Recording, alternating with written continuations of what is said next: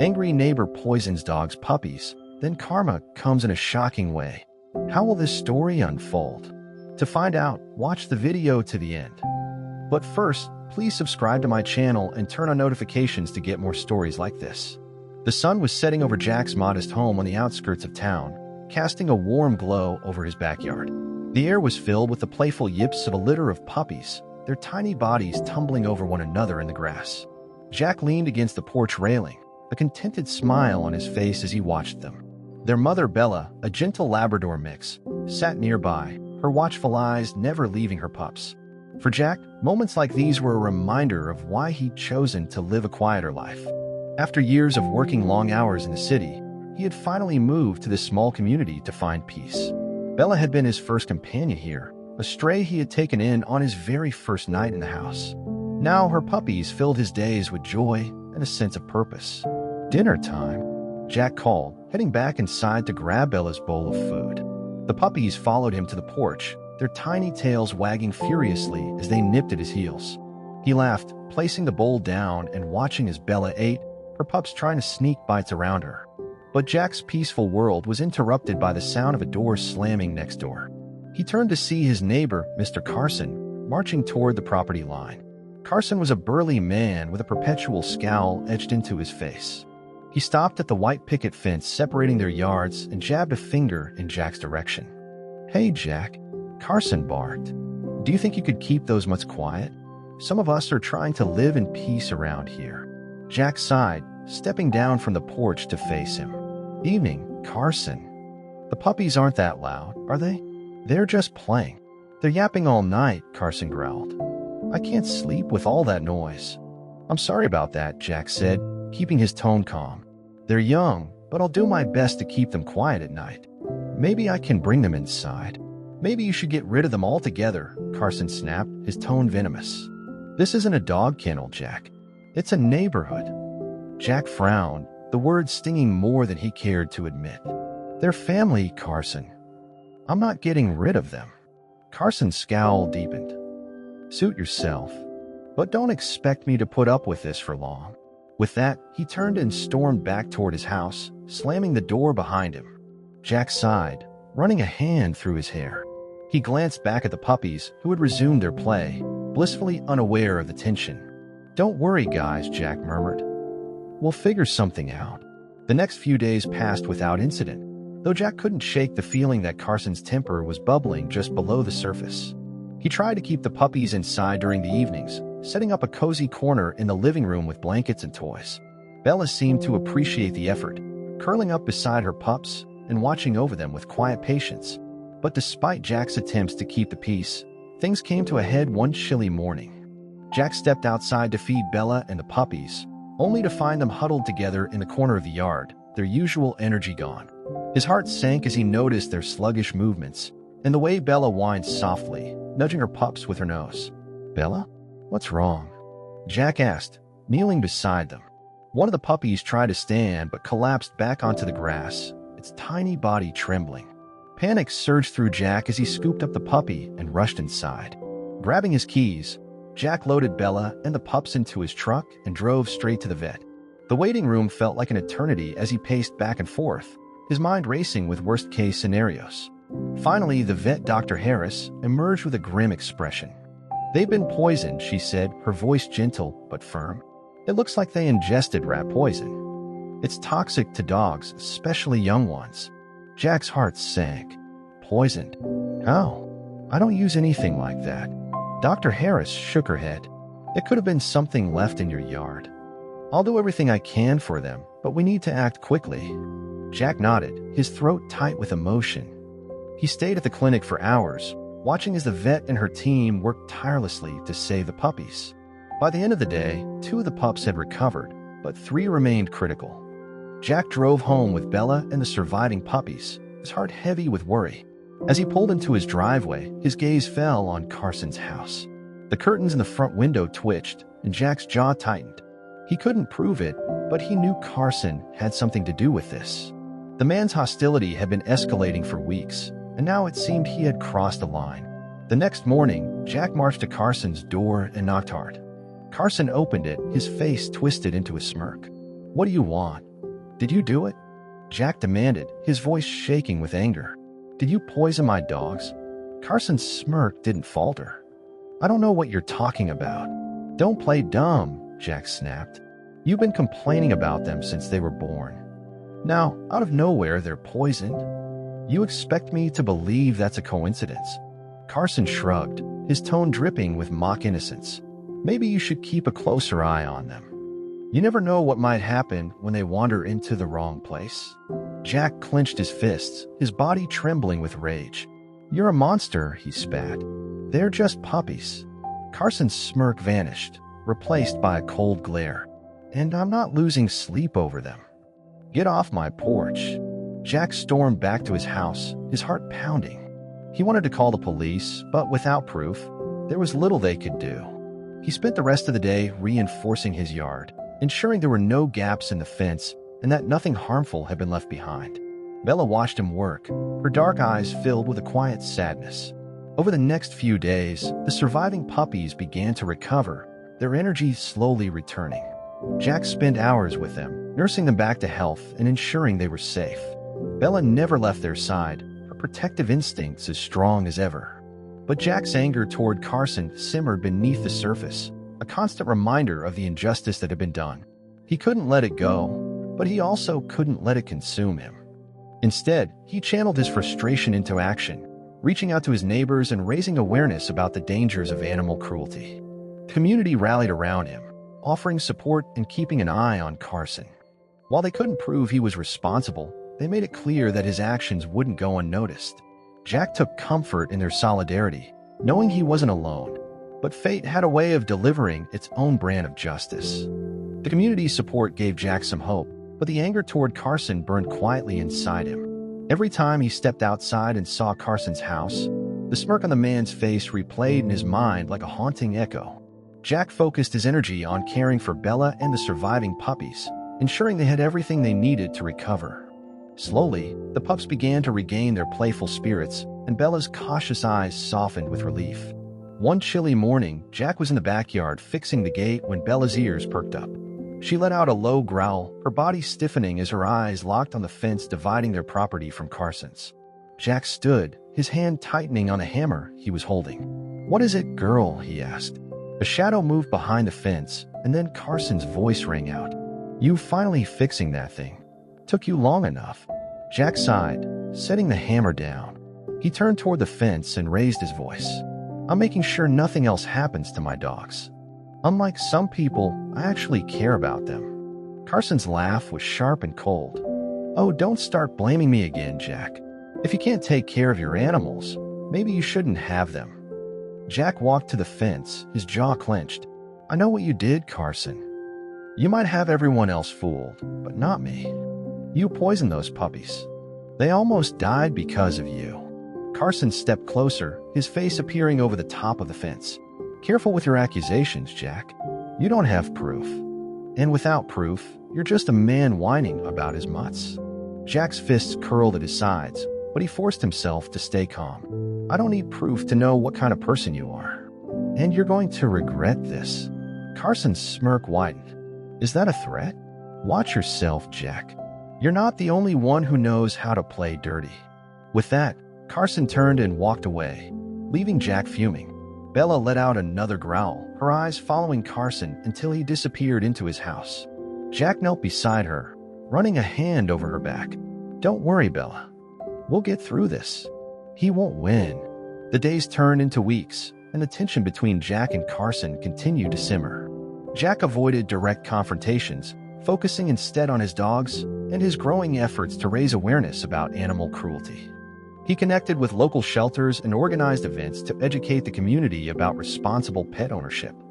His neighbors rallied around him, their quiet disapproval of Carson growing louder with every passing day. But Carson wasn't done with his petty vendetta. One night, as Jack sat on the porch watching the puppies play, he noticed Bella's ears perk up again. She let out a low growl, her eyes fixed on the far end of the yard. Jack followed her gaze and saw a small, dark figure darting along the fence line. It moved too quickly for him to identify, but it was enough to put him on edge. He grabbed a flashlight and walked toward the spot where the figure had disappeared. Shining the beam along the ground, he noticed something glinting in the grass. He bent down and picked it up, his stomach sinking as he realized what it was: another piece of rat poison, carefully hidden among the leaves. Jack's heart raced as he scanned the yard. Had Carson done this again? He had been so careful to clean the yard to make sure nothing harmful was left behind. And yet, here it was evidence of someone's malicious intent. The next morning, Jack called animal control and the police, reporting the incident. While the officers were sympathetic, they reiterated what Jack already knew. Without direct proof of who had planted the poison, there was little they could do. Frustrated but determined, Jack installed security cameras around his property. If Carson or anyone else tried something like this again, Jack would have the evidence he needed. A week later, Karma came knocking on Carson's door in the most unexpected way. Carson had been bragging to a few neighbors about his vegetable garden, a small patch of meticulously tended crops he had planted in his backyard. It was one of the few things he seemed to care about, a source of pride in his otherwise embittered life. But one morning, as Carson went out to harvest some of his prized tomatoes, he noticed something strange.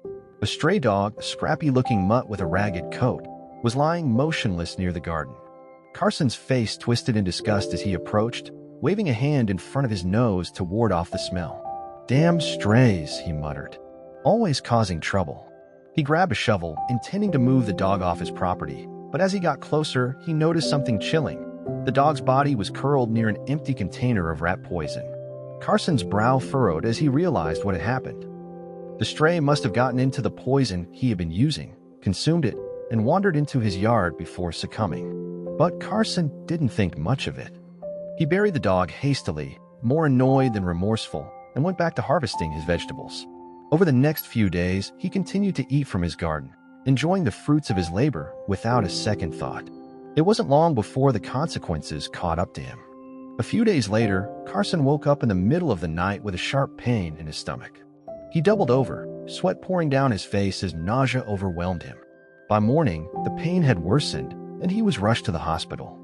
The doctors quickly identified the cause: acute poisoning. The symptoms matched exposure to the same toxic substance Carson had been using in his backyard. As they treated him, the realization dawned on Carson: he had poisoned himself through the very vegetables he had been so proud of. Word of Carson's condition spread quickly through the neighborhood. The same people who had once tolerated his gruff demeanor now shook their heads, murmuring about karma and poetic justice. Jack heard the news from one of his neighbors and couldn't suppress a grim sense of satisfaction. But he didn't celebrate. Instead, he focused on his dogs, who were finally thriving again. When Carson returned from the hospital, he was a changed man, or at least he appeared to be. Gone was the bravado, the scowl that had defined his interactions with the neighborhood. He kept to himself, avoiding Jack and the other neighbors as he recovered. One evening, Carson appeared at Jack's door, his face pale and his posture uncertain. Jack opened the door, surprised to see him standing there. "What do you want?" Jack asked, his tone wary. Carson hesitated, his eyes dropping to the ground. I came to apologize," he said, his voice strained. "For everything." Jack crossed his arms, his expression hard. "Apologize? After everything you've done? You almost killed my dogs." "I know," Carson said, his voice breaking. "I was wrong, and I paid the price for it." Jack stared at him for a long moment, the anger and hurt swirling inside him. Finally, he sighed. "You hurt a lot of innocent lives, Carson. I don't know if I can forgive that." "I understand," Carson said quietly, "but I wanted to say it anyway." With that, he turned and walked away, leaving Jack standing in the doorway. Bella trotted over, nudging Jack's leg with her nose. He looked down at her and sighed, running a hand over her head. As the weeks passed, life in the neighborhood began to return to normal. Jack continued his work with the community, raising awareness about animal cruelty and fostering a stronger sense of compassion among his neighbors. Bella and her puppies thrived, their playful energy filling Jack's home with warmth and joy. Carson remained a distant figure, his actions a cautionary tale for the community. Jack didn't know if he would ever fully forgive him, but he found peace in knowing that justice had been served, not by his hand, but by the natural consequences of Carson's own choices. As Jack watched Bella and her puppies playing in the yard one sunny afternoon, he felt a sense of hope. Despite the pain and loss they had endured, and together they had emerged stronger. Jack leaned back on his porch, staring out at the yard as the evening sun cast long shadows over the grass. Bella and the puppies played, their barks and playful growls filling the air with a sense of normalcy that Jack desperately needed. It had been weeks since Carson's apology, and while a man kept to himself, Jack couldn't shake the unease that lingered. Forgiveness wasn't easy, especially when the wounds were still fresh. The community had been supportive, with neighbors dropping by to check on Jack and his dogs. They brought toys, treats, and words of encouragement, but Jack often found himself replaying Carson's actions in his mind. It wasn't just the poisoning, it was the malice behind it. The thought that someone could harbor such hatred toward innocent animals gnawed at him. One evening, Jack was cleaning out the shed when he heard Bella bark sharply. Her tone wasn't playful this time. It was sharp, alert. Jack dropped the broom and rushed outside, his heart pounding. Bella was standing by the fence, her body rigid as she stared at something beyond the property line. "What is it, girl?" Jack asked, kneeling beside her. He followed her gaze and saw a figure moving along the edge of the woods behind Carson's house. The figure was hunched, carrying what looked like a bag. Jack squinted, trying to make out the details, but the figure disappeared into the trees before he could get a clear look. Jack felt a chill run down his spine. Carson hadn't caused any trouble since his apology, but Jack couldn't ignore the feeling that something wasn't right. He stroked Bella's head, trying to reassure her as much as himself. "Probably nothing," he muttered, though the words felt hollow. The next morning, Jack decided to take a walk through the woods. He needed to clear his head, and the sight of the figure last night had left him restless. Bella trotted beside him, her nose to the ground as she sniffed the familiar trail. The woods were quiet, the air cool and crisp with the scent of pine and earth. As they walked, Jack's thoughts wandered. He wondered if Carson had truly changed, or if the man's silence was just the calm before another storm. He didn't want to live in constant fear, but trusting Carson felt impossible. Bella suddenly stopped, her ears perking up. She let out a low growl, her body tense. Jack followed her gaze and saw something half buried in the underbrush. He approached cautiously, pulling back the leaves to reveal a small pile of bones. They were animal bones, gnawed and scattered, and Jack felt his stomach turn. "Another stray?" Jack murmured, his voice tight. Bella sniffed the bones, her growl deepening. Jack stood, scanning the area. There was no sign of whatever had killed the animal, but the scene felt too deliberate, too unnatural. It reminded him of the poisoned stray that had wandered into Carson's yard. Jack's grip tightened on the walking stick he had brought. He didn't want to jump to conclusions, but the pieces of the puzzle were starting to fit together. Carson had been using poison for weeks, and now there were signs of more animals being affected. Jack couldn't ignore it any longer. That evening, Jack called a meeting with some of his neighbors. They gathered in his backyard, sitting in lawn chairs and sharing concerned looks as Jack explained what he had found. "I'm not saying it's definitely Carson," Jack said, his voice steady but firm. "But it's a pattern. First, my dogs were poisoned. Then the stray in his yard. And now this." Mrs. Walker, an elderly woman who lived 2 houses down, shook her head. "I wouldn't put it past him. That man's always been trouble." "But he apologized," another neighbor, Tom, pointed out. "And he's been keeping to himself since then." "Has he?" Jack countered. "Because I saw someone sneaking into the woods behind his house last night, and now I'm finding dead animals out there. That doesn't sound like someone who's turned over a new leaf." The group fell silent, the weight of Jack's words settling over them. Finally, Mrs. Walker spoke up again. "We need to do something. If he's still using poison, it's not just the animals at risk, it's our kids, our pets. This is a danger to everyone." Jack nodded. "I've already got cameras on my property, but maybe we need to expand that. If we can catch him in the act, we'll have the proof we need." The neighbors agreed, pledging to keep a closer eye on Carson and the woods. Jack felt a small sense of relief as the meeting ended. He wasn't alone in this fight, and the community's support gave him hope. A few nights later, Jack's security cameras finally captured something. He was reviewing the footage in his living room when he saw a figure entering his yard around midnight. The grainy image showed the person bending down near the fence, their movements quick and deliberate. Jack's stomach tightened as he recognized the outline of Carson's frame. The man's posture, the way he moved, it was unmistakable. Jack rewound the footage and watched again, his anger simmering. This was the proof he needed. The next morning, Jack contacted the police and showed them the footage. The officers were sympathetic and promised to investigate. They took statements from Jack and his neighbors, many of whom share their own suspicions about Carson. It wasn't long before the authorities paid Carson a visit. Carson denied everything, of course. He claimed the footage was blurry, that it could have been anyone.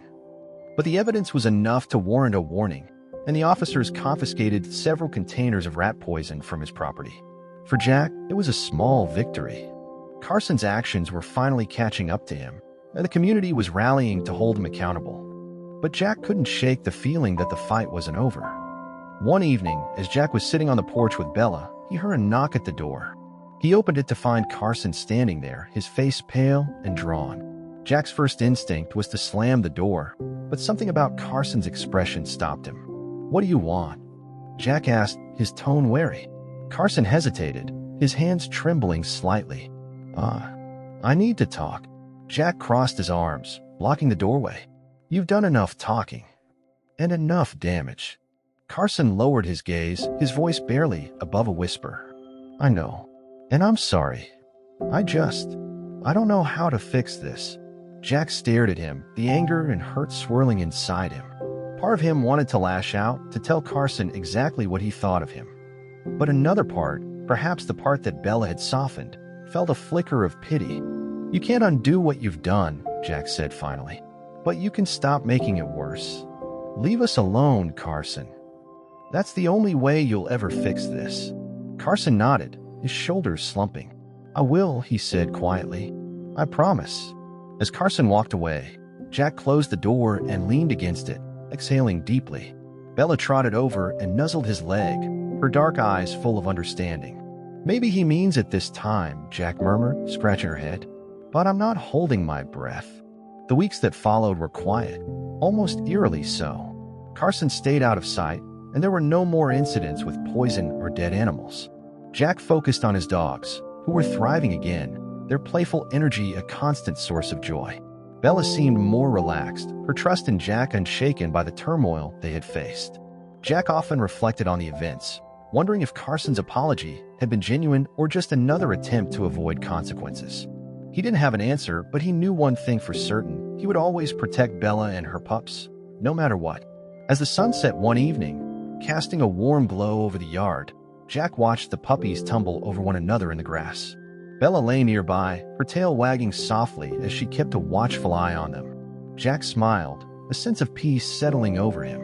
For now, they were safe, and that was enough. Days turned into weeks, and the quiet that had settled over the neighborhood persisted. Carson kept to himself, his presence barely noticeable, while Jack focused on rebuilding a sense of normalcy for Bella and her pups. The puppies were growing fast, their once wobbly steps now replaced with confident bounds as they explored every corner of the yard. Bella, ever the watchful mother, kept them in line, her patience seemingly endless. Despite the outward calm, Jack couldn't shake the feeling that something still lingered. Forgiveness wasn't something that came easily, not when the safety of his dogs had been threatened. But more than anything, he wondered if Carson's silence was the beginning of genuine change or merely the calm before another storm. One afternoon, Jack decided to take the puppies on their first trip beyond the yard. With Bella leading the way, he guided the lively pack down the quiet streets of the neighborhood. The puppies sniffed at everything, their tiny tails wagging furiously, while Bella stayed close to Jack, her protective instincts on full display. As they rounded a corner, Jack noticed Mrs. Walker sitting on her porch, knitting a bright yellow scarf. She waved as they approached, her smile warm. "Well, don't they look happy?" she said, setting her knitting aside. "You've done a good job with them, Jack."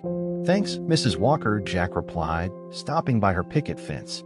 "They're a handful, but they're worth it." Mrs. Walker leaned forward, her expression turning serious. "How have things been? Any more trouble?" Jack shook his head. "No, it's been quiet.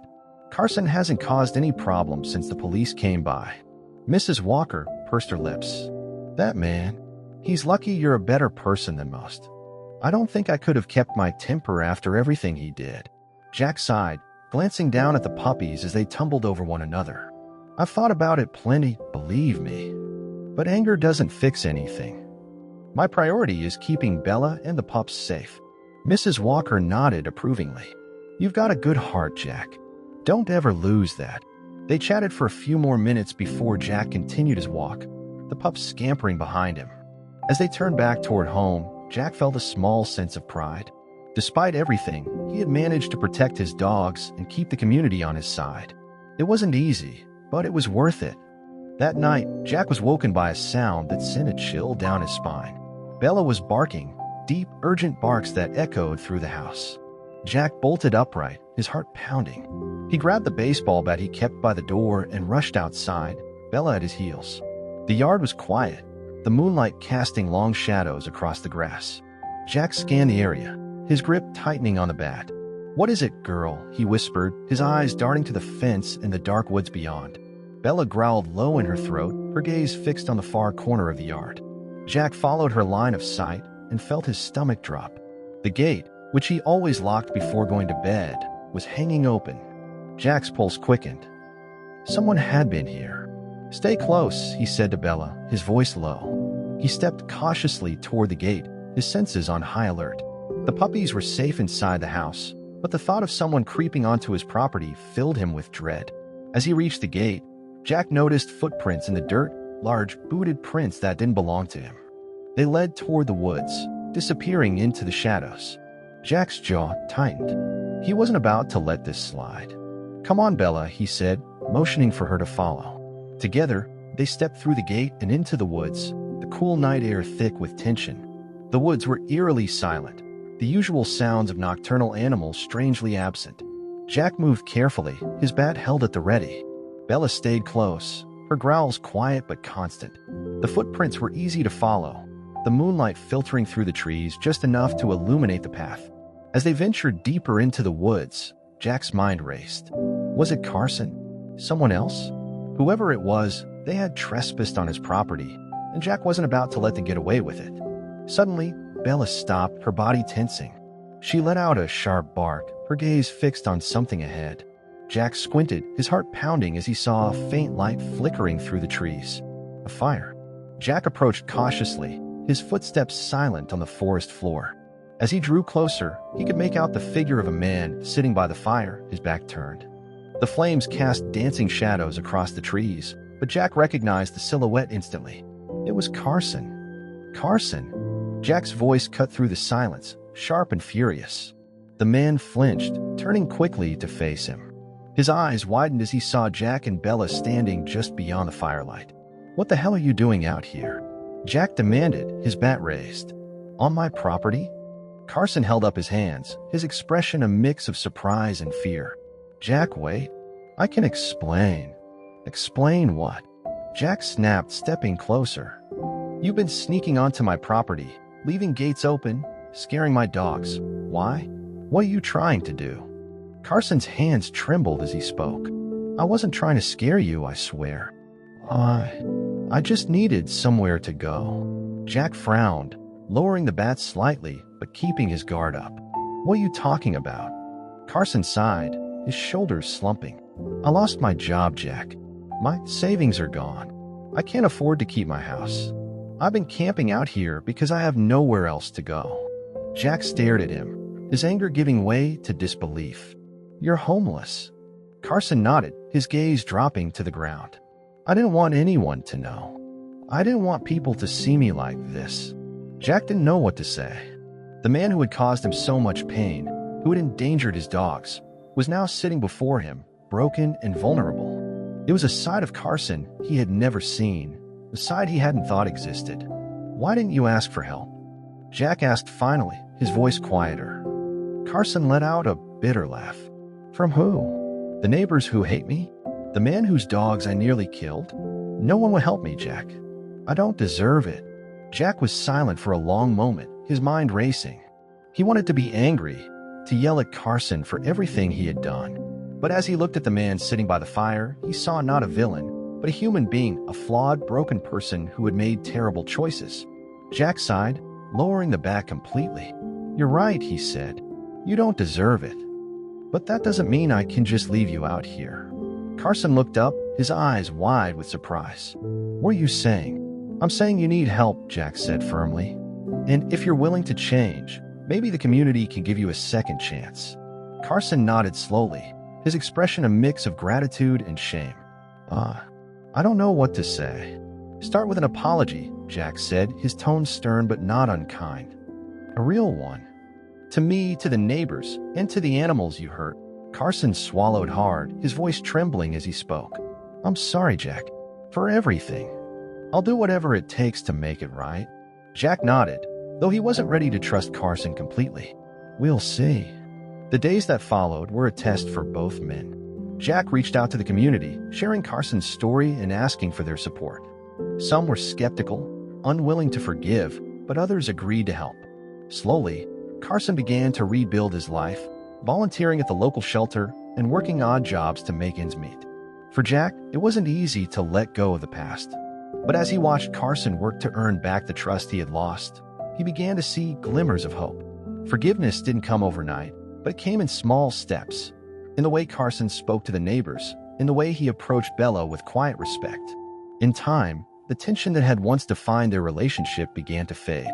It wasn't perfect, and it never would be. But it was a start. And for Jack, that was enough.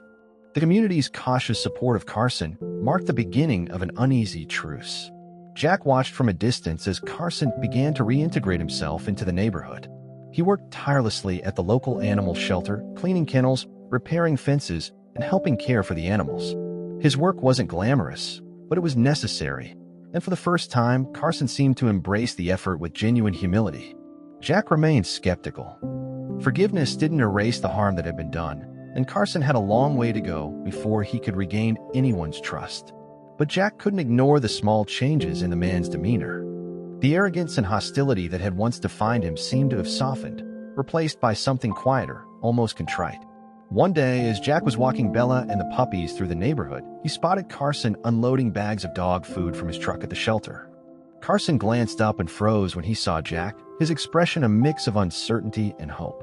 Jack hesitated, his grip tightening on Bella's leash. The last thing he wanted was another confrontation, but something about the way Carson stood there, still and unsure, gave Jack pause. With a deep breath, he walked over.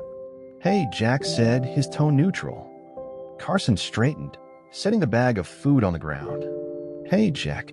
There was an awkward silence as the two men stood there, neither quite sure what to say. Finally, Carson broke the silence. I've been meaning to thank you for giving me a chance. Jack raised an eyebrow. I didn't give you anything, Carson. You're earning it. Carson nodded, his gaze dropping to the ground. Fair enough. But still, I'm grateful. I didn't think anyone would even talk to me after everything I did. Jack studied him for a moment, searching for any hint of insincerity. He didn't find any. It's not about what I think, Carson. It's about what you do from here. Carson nodded again, his shoulders sagging slightly. I know, and I'm trying. I know it'll take time, but I want to make things right. Jack glanced down at Bella, who was watching Carson with a mixture of curiosity and caution. The puppies sniffed at the ground, oblivious to the tension in the air. Keep trying, Jack said finally. Actions speak louder than words. Over the next few weeks, Carson continued to show up. Whether it was at the shelter, community events, or even the occasional neighborhood cleanup, he was there, pitching in without complaint. Slowly, the walls the neighbors had built around themselves began to crack. People started greeting him in passing, offering polite nods or small smiles. It wasn't forgiveness, but it was a start. Jack remained wary, though. He kept his distance, watching Carson from the periphery. Forgiveness wasn't a switch to be flipped. It was a process, one that required time and consistency. And while Carson seemed to be on the right path, Jack wasn't ready to let his guard down. One evening, as Jack was tidying up his yard, he heard a knock at the door. Wiping his hands on a towel, he opened it to find Carson standing on the porch, holding a small, weathered box. Carson, Jack said, surprised. What's this? Carson shifted awkwardly, holding the box out to him. I wanted to give you something. A peace offering, I guess. Jack hesitated before taking the box. He opened it to find a collection of tools, well used but still in good condition. A few screwdrivers, a wrench, a small hammer. Jack glanced up at Carson, his brow furrowed. What's this for? Carson shrugged. I don't have much, but I figured You're always fixing things, so maybe you could use them.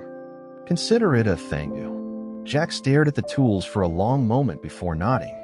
Thanks, he said gruffly, setting the box on a nearby table. I'll put them to good use. Carson smiled faintly, shoving his hands in his pockets. I should get going. Just wanted to drop that off. Jack watched as Carson turned to leave, a strange mix of emotions swirling inside him. He still wasn't sure if he could fully trust the man, but this small gesture felt genuine. It wasn't much, but it was a step in the right direction. As the weeks turned into months, the tension in the neighborhood began to ease. Carson's continued efforts to contribute to the community didn't go unnoticed, and while some neighbors remained skeptical, others started to warm to him. Jack still kept a watchful eye, but even he had to admit that Carson seemed to be making a sincere effort. One afternoon, as Jack was walking Bella and the pups, he noticed Carson kneeling by the community garden, pulling weeds and replacing a broken fence post.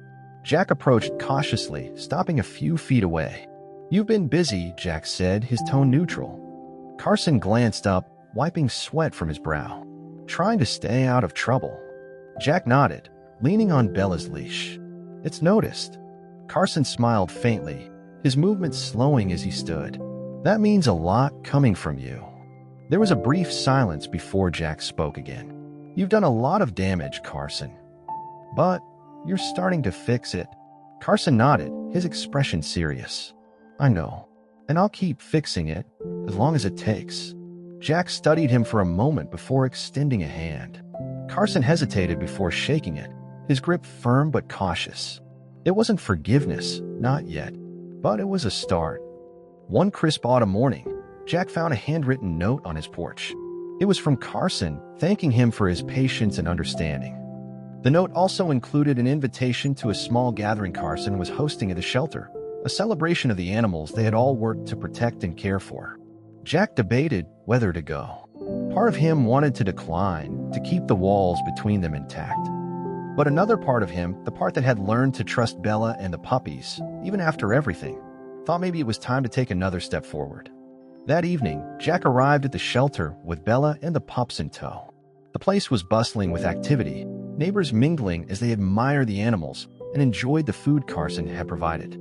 Carson stood near the entrance, greeting everyone with a smile that looked almost out of place on his face. When Carson spotted Jack, his smile faltered for a moment before returning. He approached cautiously, his hands clasped in front of him. "Jack, you came." Jack nodded, his expression unreadable. "Didn't think I would." Carson chuckled nervously. "Wasn't sure, but I'm glad you did." The two men stood in silence for a moment, the sound of the gathering filling the space between them. Finally, Jack spoke. "You've come a long way, Carson, but you still have a long way to go." Carson nodded, his gaze steady. "I know, and I won't stop trying." Jack extended a hand, and this time when Carson shook it, the gesture felt different, less guarded, more genuine. It wasn't forgiveness, not entirely, but it was something. As the evening went on, Jack found himself relaxing. He chatted with neighbors, watched the puppies play with other dogs, and even shared a laugh with Carson over an awkward mishap involving a spilled punch bowl. It wasn't perfect, but it was a step in the right direction. By the time the gathering ended, Jack felt a sense of cautious optimism. Carson still had a long road ahead, but for the first time, Jack believed he might actually walk it. As autumn continued, the neighborhood began to feel like a different place. The hostility that once lingered over it seemed to dissipate, replaced by a quiet sense of renewal. Jack had to admit, even grudgingly, that Carson's efforts were making a difference. The man who had once been the bane of everyone's existence now seemed genuinely determined to change, though Jack still held on to a degree of skepticism. Carson's work at the animal shelter had become a cornerstone of his routine. Jack heard from neighbors how Carson had taken on tasks no one else wanted, cleaning the kennels, mending broken crates, and even helping frightened animals adjust to their temporary homes. It wasn't glamorous work, but Carson approached it with a seriousness that was hard to ignore. One morning, as Jack worked in his garden, he spotted Carson walking down the street. Instead of the hurried, confrontational stride Jack had grown used to, Carson's steps were slower, more thoughtful. He carried a bag of supplies, dog food and leashes, most likely bound for the shelter. Bella, lying in the grass beside Jack, let out a soft chuff, her tail wagging slightly. "Looks like he's sticking with it," Jack muttered, more to Bella than to himself. She tilted her head as if in agreement, her dark eyes steady on Carson's retreating figure. Later that week, Jack received a phone call from the shelter director, Mrs. Green. Her voice was warm as she thanked him for encouraging Carson's involvement. "He's been such a help," Mrs. Green said. "I don't know what changed, but he's been showing up every day, working harder than anyone else. We're even thinking about offering him a part-time position." Jack was quiet for a moment, unsure how to respond. Finally, he said, "That's good to hear. I think he's trying to turn things around." "He is," Mrs. Green replied. "And Jack, I think it's partly because of you." Jack frowned. "Me?" "Yes," she said firmly. "You gave him a chance. Sometimes that's all people need." After the call ended, Jack sat in silence for a long time. He didn't think of himself as a particularly forgiving person, and he certainly hadn't gone out of his way to make things easy for Carson. But maybe Mrs. Green was right. Maybe the act of not completely shutting Carson out had been enough to nudge him toward change. The turning point came on a cold November evening. Jack was in his kitchen, preparing dinner, when there was a knock at the door. He opened it to find Carson standing there, holding a large, neatly wrapped package. "Evening, Jack," Carson said, his breath visible in the chilly air. "Carson," Jack replied, his tone cautious. "What's this?" Carson handed him the package. "It's for you. And Bella. And the pups." Jack hesitated before taking it, eyeing Carson warily. "What's in it?" "Just open it," Carson said, his voice soft. "It's nothing big.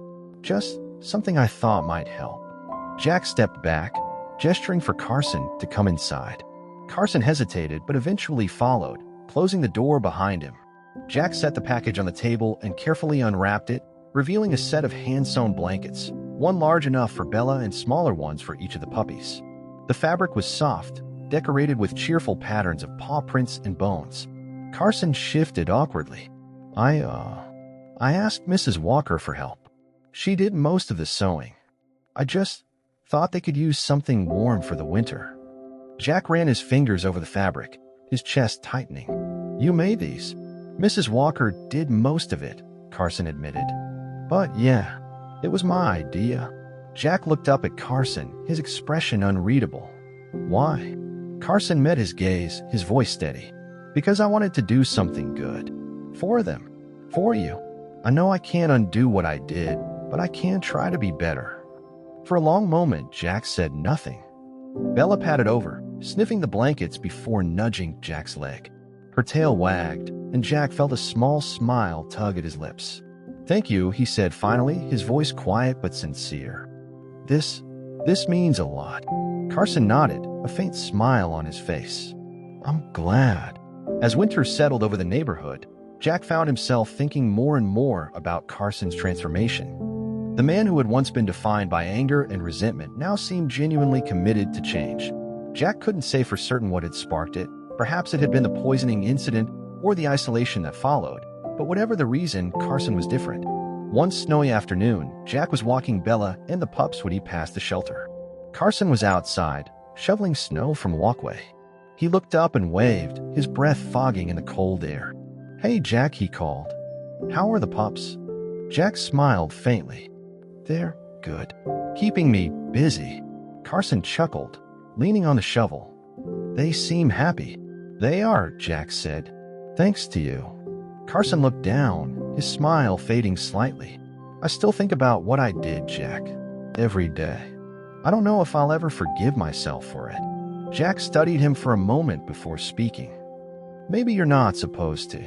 Maybe it's not about forgiving yourself. It's about making sure you never do it again." Carson nodded slowly. "That's what I'm trying to do." "And you're doing it," Jack said firmly. "Just keep going." By the time spring arrived, the neighborhood felt almost unrecognizable. The once tense atmosphere had been replaced by a sense of unity, and Carson had become an unlikely but welcome part of the community. He continued to volunteer at the shelter, eventually taking on a permanent role as an animal care assistant. His work didn't erase the past, but it created a future he could be proud of. Jack, too, found himself letting go of the anger he had carried for so long. It wasn't easy, and there were days when the memories still stung. But as he watched Bella and the puppies play in the yard, their tails wagging and their eyes bright, he felt a sense of peace he hadn't thought possible. One evening, as the sun dipped below the horizon, Jack sat on his porch with Bella at his side. Carson walked by, carrying a bag of supplies for the shelter. He stopped when he saw Jack and raised a hand in greeting. "Evening, Jack," Carson said. "Evening, Carson," Jack replied. There was a brief pause before Carson spoke again. "Thanks for everything." Jack nodded, his gaze steady. "Keep doing the work, Carson. That's all the thanks I need." Carson smiled faintly before continuing on his way. Jack watched him go, a quiet satisfaction settling over him. For the first time in a long while, Jack felt like the neighborhood was truly a home, not just for him, but for everyone. As spring gave way to summer, the neighborhood buzzed with life. Gardens bloomed, children played in the streets, and the once fractured sense of community seemed fully restored. Carson's transformation from outcast to contributor was no longer a topic of whispered skepticism but open acknowledgement. He had gone from being avoided to being greeted, from being resented to being welcomed. Jack noticed it everywhere. When Carson walked to the shelter, neighbors waved and called out greetings. At the community garden, people handed him baskets of produce as a gesture of appreciation for his work repairing the fence and organizing planting schedules.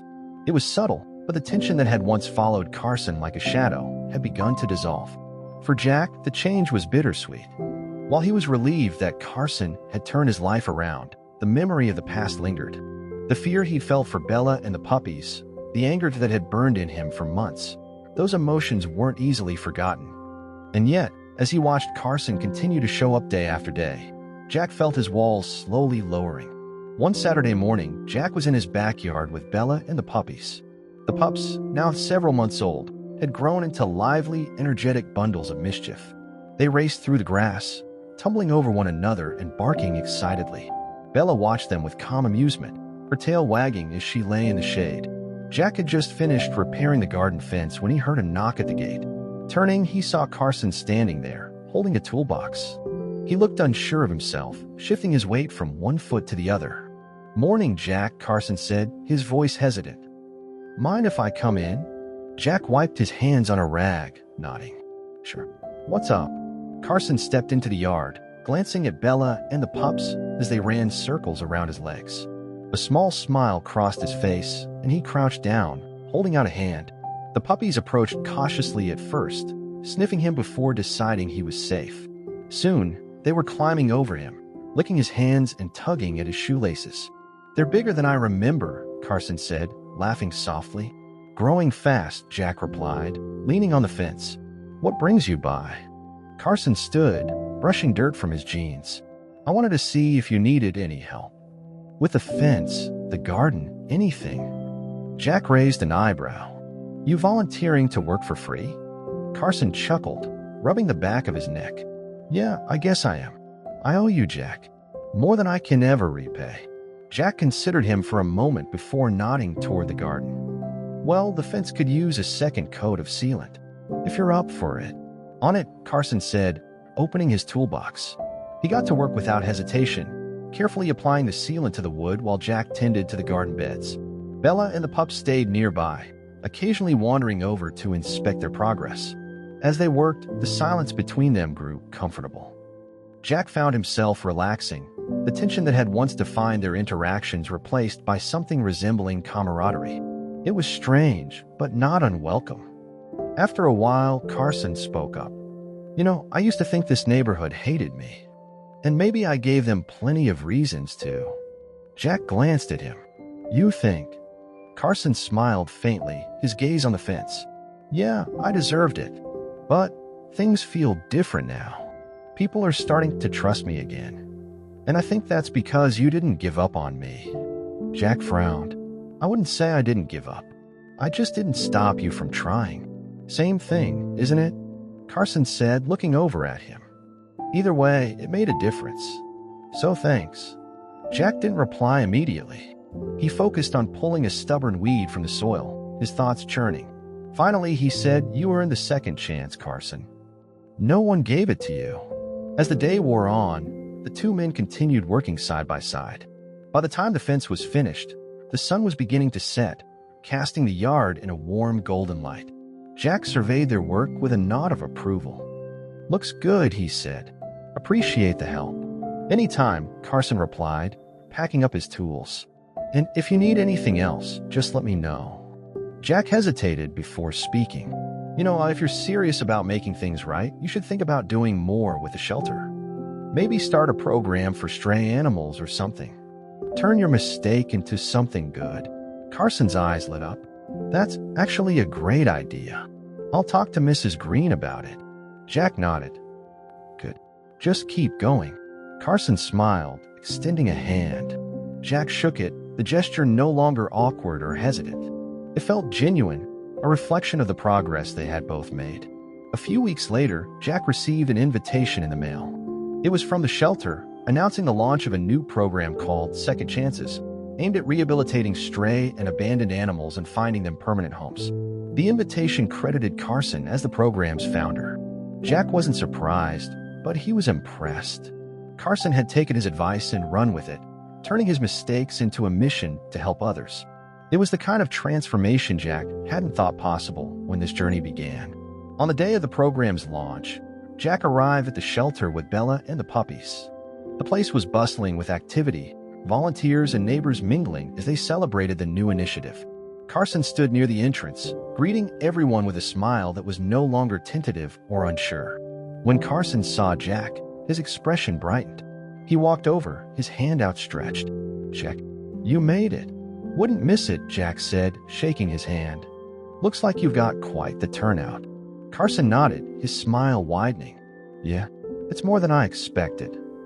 But it's a good start." Jack glanced around, taking in the sight of families meeting dogs, children laughing as they played with puppies, and volunteers sharing stories about the animals they had saved. It was a scene of hope and connection, a far cry from the tension and conflict that had once defined the neighborhood. "You did good, Carson," Jack said, his voice steady. "Really good." "Thanks," Carson replied, his tone earnest. "But I couldn't have done it without you." Jack shook his head. "You did this. I just gave you a push." Carson smiled, his gaze drifting to the crowd. "Well, I'm glad you did. Because this feels right." Jack watched him for a moment before nodding. "Yeah, it does." As the evening drew to a close, Jack stood with Bella and the pups, watching the sun set over the shelter. The neighborhood felt whole again, the fractures of the past mended by time, effort, and a shared commitment to change. Carson had earned his second chance, and Jack had found something he hadn't expected: peace. It wasn't perfect, and it never would be, but it was enough. As Jack turned to leave, Carson called out to him, "Jack." Jack looked back, raising an eyebrow. "Yeah." Carson hesitated, then smiled. "Thanks. For everything."